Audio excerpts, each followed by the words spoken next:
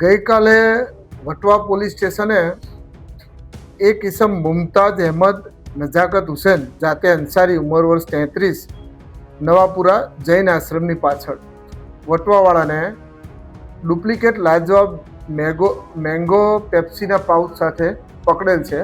એની machinery અને લગભગ એના ઘરની અંદર ફેક્ટરી જેવું ચલાવતો હતો. છેલ્લા 2 વર્ષથી એ બીજી કંપનીના નામે આ પ્રોડક્શન કરીને બજારમાં વેચતો હતો. ત્યાં પોલીસે રેડ કરી અને આરોપીને પકડી લીધેલ છે. એના મૂળ માલિક છે એને કમ્પ્લેન મળતી હતી બજારમાંથી કે ભાઈ તમારી જે પ્રોડક્ટ છે એની ક્વોલિટી બરોબર નથી આવતી. એ કમ્પ્લેનના આધારે એના મૂળ માલિક કઈ જગ્યાએ પ્રોડક્શન થાય છે, કેવી રીતે થાય છે એની તપાસ કરતા હશે.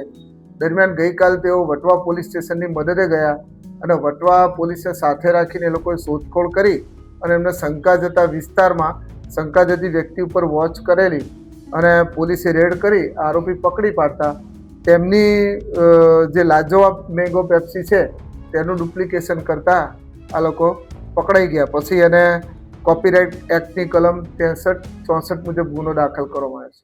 આવા જ અવનવા વિડીયો જોવા માટે ફોલો કરો ઇન સેકન્ડ્સ.